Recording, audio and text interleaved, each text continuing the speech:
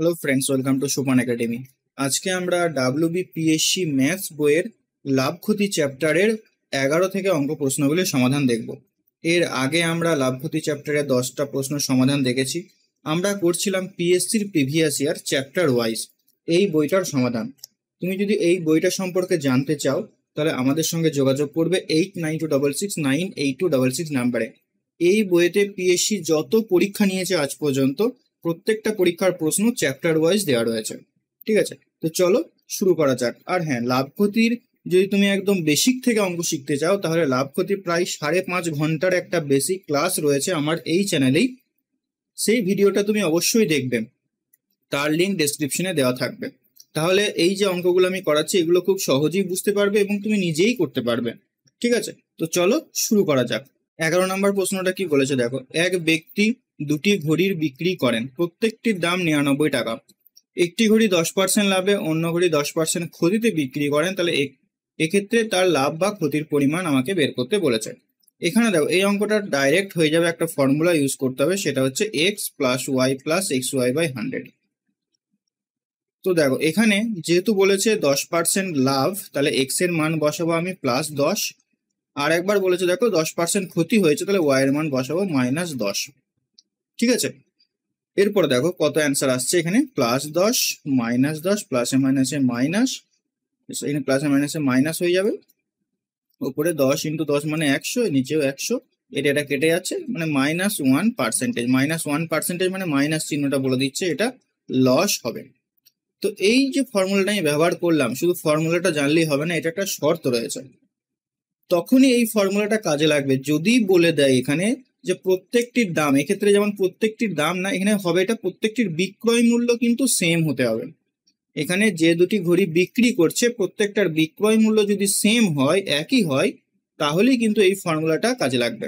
এখন যদি এই অঙ্কটাই বলে দিত যে প্রত্যেকটির ক্রয় মূল্য 99 টাকা, বিক্রয় মূল্য 99 ধরে আমি করলাম, এখানে মেনশন করে দেয়নি, আমরা ধরে নিলাম প্রশ্নে দেখো উত্তর দেওয়া রয়েছে অপশন এ তে, ক্ষতি দেওয়া রয়েছে, অপশন অনুযায়ী আমরা করলাম অঙ্কটা।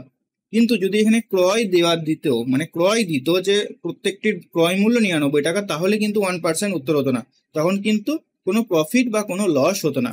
কারণ কি, 99 টাকাটা সে 10% লাভে বিক্রি করছে, মানে 9 টাকা তার এখানে লাভ হচ্ছে, সরি 9.9 টাকা তার লাভ হচ্ছে। আবার সে যখন 99 টাকার ঘড়িটা 10% ক্ষতিতে বিক্রি করছে, তখনও তার 9.9% লস হচ্ছে। একবার 9.9 টাকা তার লাভ হচ্ছে, একবার -9.9 টাকা তার ক্ষতি হচ্ছে। তার মানে কি, ব্যালেন্স হয়ে যাচ্ছে, 9 টাকা 9 পয়সা তার লস হচ্ছে, 9.9 টাকা তার লাভ হচ্ছে একবার, আর একবার 9.9 টাকা তার ক্ষতি হচ্ছে। তার মানে আলটিমেটলি কি, কোনো প্রফিট বা কোনো তার লস হচ্ছে না, সেক্ষেত্রে তখন 0 হতো উত্তর। বাট যেহেতু এখানে বিক্রয় মূল্য দিয়ে দিয়েছে, তাহলে এটার অ্যান্সার কি হবে বলতো, 1% লস। বোঝা গেছে? চলো নেক্সট দেখো, 12 অঙ্কটা দেখো। 15টি বস্তুর ক্রয় মূল্য 12টি বস্তুর বিক্রয় মূল্য সমান হলে লাভের শতকরা হার কত? খুবই সহজ অঙ্ক। দেখো বিভিন্ন জন বিভিন্ন ফর্মুলা দিয়ে করবে, আমি তোমাদের বেসিক নিয়মে করে দিচ্ছি। 15টি বস্তুর ক্রয় মূল্য এইভাবে লিখবে, 15 সিপি সমান সমান 12টি বস্তুর বিক্রয় মূল্য 12 এসপি। হয়ে গেল, কাটাকুটি করো, 3 দিয়ে এটা যাবে, 3 4 12, 3 5 15, মানে 5 সিপি সমান আমি পাচ্ছি 4 এসপি। তাহলে দেখো সিপির মান হবে 4, এসপির মান হবে 5, অর্থাৎ ক্রয় মূল্য যদি 4 হয়, বিক্রয় মূল্য হবে 5। ঠিক আছে, তাহলে ক টাকা এখানে তার লাভ হচ্ছে? 1 টাকা লাভ হচ্ছে। কতর মধ্যে? ক্রয় মূল্য 4, 4-এর মধ্যে 1 টাকা লাভ হচ্ছে, 100-র মধ্যে কত? 4 25 100, অর্থাৎ 25% তার প্রফিট হবে। ঠিক আছে, তো এইভাবে অঙ্কগুলোকে করতে হবে। তো বেসিক নিয়ম দেখার জন্য অবশ্যই সেই আমাদের বেসিক ক্লাসটা দেখো 5.5 ঘন্টার। 13 অঙ্কটা দেখো। 15% ক্ষতিতে এক ব্যক্তি একটি জমি বিক্রয় করে 4,50,000 টাকা পান। 15% লাভে যদি বিক্রি করতে চান তাহলে বিক্রয় মূল্য কত হবে? দেখো 10% ক্ষতি মানে কি, 10% ক্ষতি মানে 100 টাকা যদি ক্রয় মূল্য হয়, সেটা বিক্রি করেছে 90 টাকায়, 10% লস মানে এটা বোঝায়। আর 10% আর এখানে 15% লাভ করতে চাইছে, 15% প্রফিট মানে কি, 15% প্রফিট মানে ওই 100 টাকার জিনিসটা ক টাকায় বিক্রি করতে হবে, 115 টাকায় বিক্রি করতে হবে।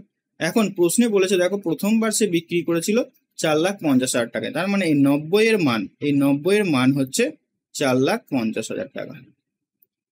ঠিক আছে, আমাকে বের করতে হবে 115 মান। নতুন যে বিক্রয় মূল্যটা হবে 15% লাভে পেতে হলে তাহলে 115 মান আমাকে বের করতে হবে। তাহলে এটার মান হচ্ছে 90, 115 মান কত হবে? তো এখানে 0 0 কেটে দাও, 9 দিয়ে এটা আছে দেখো, 5 9 45, আর এখানে 3টে শূন্য, এটা 5 দিয়ে এটাকে গুণ করো, 5 15 75, 5 একে 5 আর 3টে শূন্য, অর্থাৎ 5,75,000 হয়ে যাবে আমাদের অ্যান্সার। অপশন ডি হয়ে যাবে এটার সঠিক উত্তর। বোঝা গেছে? তো চলো নেক্সট প্রশ্ন দেখো, 14 অঙ্কটা। এক ব্যবসায়ী তার পণ্যের ক্রয় মূল্য 50% বাড়িয়ে লিখিত মূল্য ধার্য করেন। বিক্রির সময়ে ঠিক কত শতাংশ ছাড় দিলে তার লাভ বা কোনো লোকসান হবে না? 50% বাড়িয়ে দিচ্ছে। 50% মানে কি জানি? 50% মানে হচ্ছে 1/2, অর্থাৎ 2 টাকার জিনিসটা লিখে রাখছে 3 টাকা, এরপর সে 3 টাকার জিনিসটা 2 টাকায় বিক্রি করবে, মানে ক টাকা ছাড় দেবে? 1 টাকা ছাড় দেবে। তাহলে এখানে লিখো 1 গুণ 100, অর্থাৎ এটাকে তুমি ভগ্নাংশে পরিণত করো, 33 পূর্ণ 1/3%। অপশন ডি হয়ে যাবে এটার সঠিক উত্তর। বোঝা গেছে? নেক্সট প্রশ্ন দেখো, 15টা। এক অসাধু ব্যবসায়ী তার বিক্রয়যোগ্য দ্রব্যের উপর ক্রয় মূল্যের 5% অতিরিক্ত হিসাবে দাম ফেললেন, কিন্তু তিনি যে তুলাদণ্ড ব্যবহার করছেন তা সঠিক নয়। তুলাদণ্ডটি বিম আনুভূমিক তলে থাকলে যখন একদিকের ওজন অন্য দিকের ওজনের 1/15 অংশ বেশি হয়, তাহলে তার শতকরা লাভ কত হবে? দেখো, খুব বেসিক নিয়মে অঙ্কটা করছি। প্রথমে বলে যে 5% অতিরিক্ত দাম ফেলে রেখেছে। 5% মানে 100 টাকার জিনিসটা সে বিক্রি করছে 105 টাকায়। ঠিক আছে, এরপর এই জায়গাটা ভালো করে বুঝতে হবে। একদিকের ওজন অন্য দিকের ওজনের 1/15 অংশ বেশি হয়, মানে হচ্ছে 1/15 অংশ মানে কি বোঝো? 15 যদি 15 গ্রাম দিকে যদি একদিকে হয়, 15 গ্রাম যদি একদিকে হয়, 1 গ্রাম বেশি হবে অন্যদিকে, মানে 16 গ্রাম। জিনিসটা অ্যাকচুয়ালি কি হচ্ছে, এখানে এই ব্যবসায়ীটা কি করছে, 16 গ্রামের পরিবর্তে 15 গ্রাম দিয়ে দিচ্ছে। 16 গ্রামের পরিবর্তে 15 গ্রাম দিয়ে দিচ্ছে। তাহলে আমরা দেখো অনুপাতটা বের করব, ক্রয় মূল্য বাই বিক্রয় মূল্য, এইভাবে লিখবে। প্রথমটাতে কি করছিল, 100 টাকার জিনিসটা 105 টাকায় বিক্রি করছিল, তাহলে উপরে লেখো ক্রয় মূল্য, নিচেই লিখো 105। পরেরটাতে কি করছে, 15 গ্রাম, 16 গ্রামের পরিবর্তে 15 গ্রাম দিচ্ছে, এখানে তার কি লাভ হচ্ছে। লাভ হওয়া মানে কি, ক্রয় মূল্য কম বিক্রয় মূল্য বেশি, তাহলে উপরে লিখো 15, নিচে বিক্রয় মূল্য লিখো 16। ঠিক আছে, এরপর তুমি এটাকে কাটাকুটি করো, 5 দিয়ে এটাকে কাটো, 5 3 15, 5 দিয়ে এটা, 5 2 10 21, 4 দিয়ে এটাকে কাটো, 4 4 16, 4 2500। তাহলে ওপরে দেখো 3 7 21 চলে যাবে, তাহলে ওপরে থাকছে দেখো 25 আর নিচে থাকছে 28, মানে ক্রয় মূল্য যদি 25 হয়, বিক্রয় মূল্য হবে 28। ঠিক আছে, তাহলে ক টাকা লাভ হচ্ছে, 25 টাকার জিনিসটা 28 টাকায় বিক্রি করছে, মানে 3 টাকা লাভ হচ্ছে। কতর মধ্যে? 25-এর মধ্যে, 100-র মধ্যে কত? এটাকে 4 দিয়ে কাটো, 4 3 12, দ্যাট ইজ 12% প্রফিট হবে। অপশন বি হয়ে যাবে এটার সঠিক উত্তর। বোঝা গেছে? নেক্সট অঙ্ক দেখবো, 16 অঙ্কটা। একটি দ্রব্য 12.5% লোকসানে বিক্রি হলে বিক্রয় মূল্য ও ক্রয় মূল্যের অনুপাত কত? দেখো, প্রথমে 12.5% লসে বিক্রি হচ্ছে। 12.5% যদি আমি ফ্র্যাকশন করি তাহলে হবে 1/8। যদি তোমার মুখস্থ থাকে ভালো, না হলে বের করে নাও। 12 দিয়ে 24 আর 1 25, 25/2, আর পার্সেন্টেজের জন্য নিচে 100, তাহলে এটা 4 বার যাচ্ছে, অর্থাৎ 1/8। অর্থাৎ 8 টাকা যদি ক্রয় মূল্য হয়, তার লস হচ্ছে 1 টাকা। 1 টাকা তার লস হচ্ছে, তার মানে বিক্রয় মূল্য কত হবে? বিক্রয় মূল্য 9 টাকা হবে নাকি? না, বিক্রয় মূল্য তার কম হবে। 1 টাকা তার লস হচ্ছে, 8 টাকার জিনিসটা বিক্রি করে তার 1 টাকা লস হচ্ছে, তার মানে বিক্রি ক টাকায় করছে? 7 টাকায় করছে, তাহলে বিক্রয় মূল্য হবে 7। কি জানতে চেয়েছে প্রশ্নে? বিক্রয় মূল্য আর ক্রয় মূল্যের অনুপাত। খুব ভালো করে পড়বে। প্রথমে বিক্রয় মূল্য দিয়েছে, তার মানে প্রথমে হবে 7, তারপরে হবে ক্রয় মূল্য 8, অর্থাৎ 7:8। অপশন বি হয়ে যাবে এটা সঠিক উত্তর। একটু যদি ভুল করে দাও তাহলে তুমি কিন্তু ডি দাগিয়ে দেবে। প্রথমে আছে বিক্রয় মূল্য, তারপরে আছে ক্রয় মূল্য। ঠিক আছে, নেক্সট অঙ্কটা দেখো, 17 অঙ্কটা কি বলেছে। কোনো বস্তু 19% লোকসানে বিক্রি করার পর বিক্রয় মূল্য 162 টাকায় বর্ধিত করায় 17% লাভ হচ্ছে। ঠিক আছে, ক্রয় মূল্য হলো, দেখো 19% প্রথমে তার লস হচ্ছিল, এখন সে দ্রব্যটা 162 টাকা বেশি দামে বিক্রি করার ফলে তার 17% প্রফিট হচ্ছে। তাহলে 19% লস থেকে তার 17% প্রফিট, মানে এখানে যে গ্যাপটা কত, 36%। এই 36%-এর মানই হয়ে যাবে 162। ঠিক আছে, কেন হচ্ছে দেখো ব্যাপারটা, 162 টাকা বৃদ্ধির ফলেই -19 থেকে 17 তার লাভে চলে আসছে। ঠিক আছে, তাহলে 36% মানে 162, 100% সমান কত হবে, অর্থাৎ 162/36 গুণ 100। ঠিক আছে, এটা কত দিয়ে কাটাকুটি যাচ্ছে দেখো, 6 4 4 দিয়ে ডাইরেক্ট চলে যাচ্ছে কি না, যাবে না, 4 দিয়ে কাটো, 4 9 36, 4 2500, 9 দিয়ে 9 একে 9 72, 8 9 72, 18 ইন্টু 25, কারণ এটাকে 18কে 25 দিয়ে গুণ করলে কত হচ্ছে, 16 মানে 450। ঠিক আছে, গুণটা নিজের মতো করে করে নেবে, অর্থাৎ অপশন সি হয়ে যাবে এটার সঠিক উত্তর। বোঝা গেছে? নেক্সট অঙ্ক দেখো,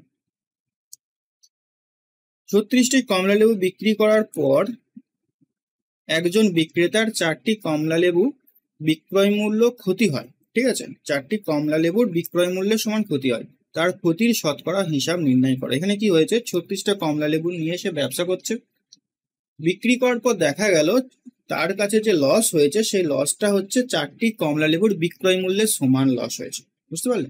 তাহলে তার ক্ষতির হিসাব নির্ণয় করো। দেখো, আমরা লস মানে কি জানি, আমরা লস যদি বের করতে চাই তাহলে আমাকে ক্রয় মূল্য থেকে বিক্রয় মূল্য বাদ দিতে হবে, তাহলেই হবে লস।